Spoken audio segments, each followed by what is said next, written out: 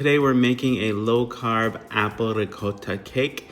And yes, apples do have sugar in them, but I'm only using 2 apples for this recipe.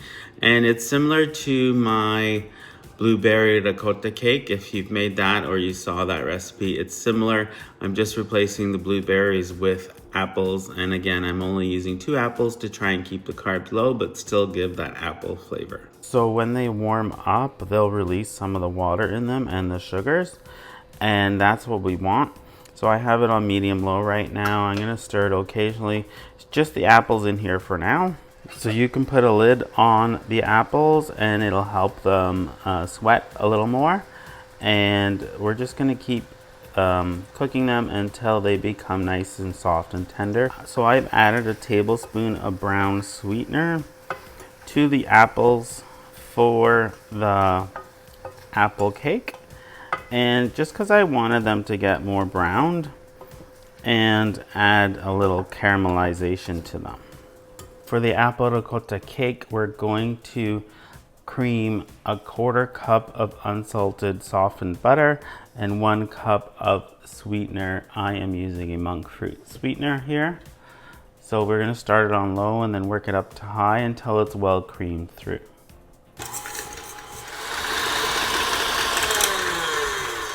Okay, it's well creamed. That was about 45 seconds on high. I'm gonna scrape down the sides and then I'm gonna add 3 large eggs, 1 cup of ricotta, 2 tablespoons of sour cream, and 1 teaspoon of vanilla for now. That'll be all the wet ingredients until we add the apples, of course.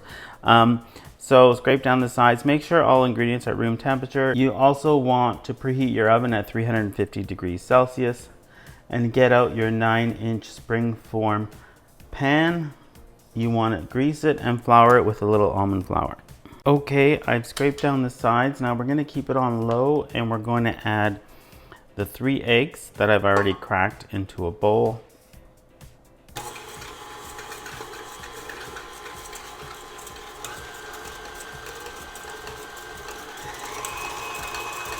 Bring it up to medium speed.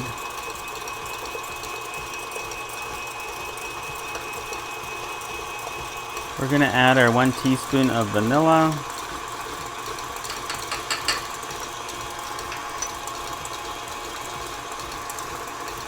Two tablespoons of sour cream. And 1 cup of full fat ricotta. Now you could use cottage cheese here. If you want, just make sure you whip the cottage cheese first before putting it in here. Blend it in a blender. Now put it on high speed for 1 minute. Okay, so in a large bowl I've combined 3 cups of almond flour with 1 tablespoon of baking powder. I'm gonna add it slowly to this mix while it's on low speed, and then I'm gonna speed it up.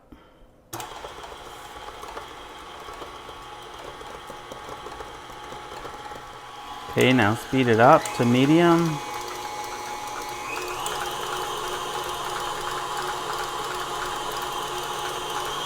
And then to high.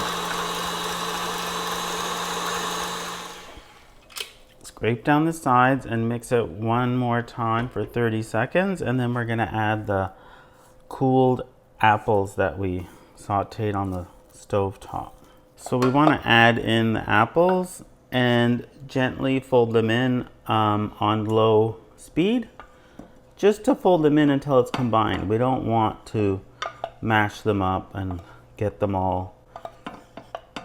We don't want them to disintegrate in the mixer. So just on low speed, you're gonna mix it until it's fully combined, but not overly mixed.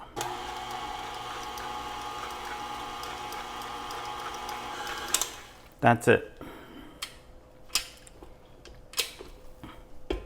So we're gonna remove it from the mixer, and in the mixing bowl, we're just gonna fold it in one more time, and then we're gonna add it to the greased and almond floured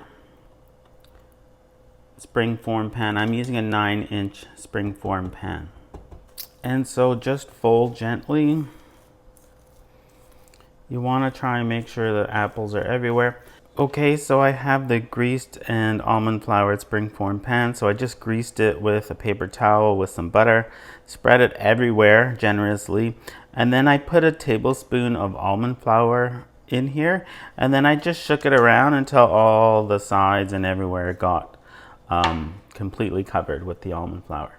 So now all we have to do is add the batter to the 9-inch springform pan, and then we're going to bake it at 350, and we're going to bake it for about 45 to 55 minutes or until a toothpick comes out clean in the center.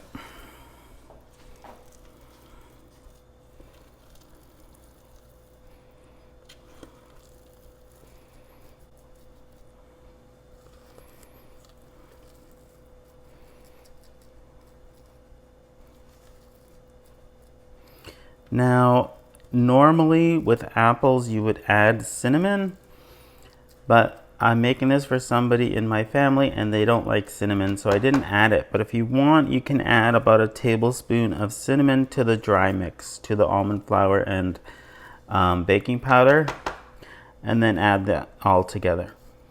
So make sure it's not lopsided and try and make sure that it is spread out evenly into the same width or height across.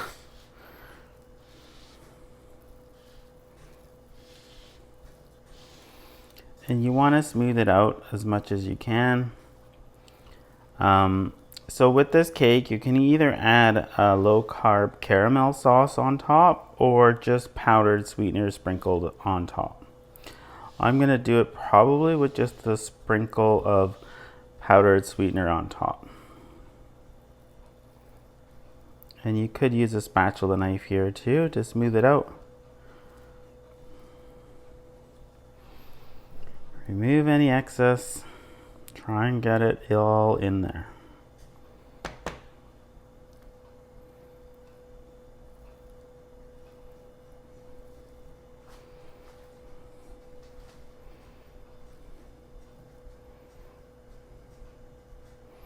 That's as smooth as I'm going to get it. Okay, we're going in the oven at 350 for, watch it at 45 minutes and then see if it needs more time and then increase the time. Okay, so this cake turned out so good. Look at the brown crust on the top.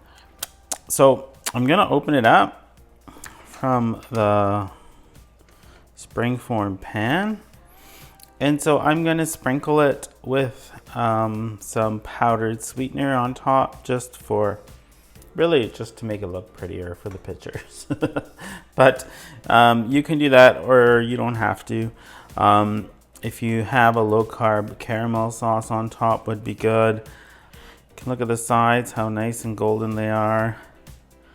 Everything turned out perfect. Love it. Enjoy.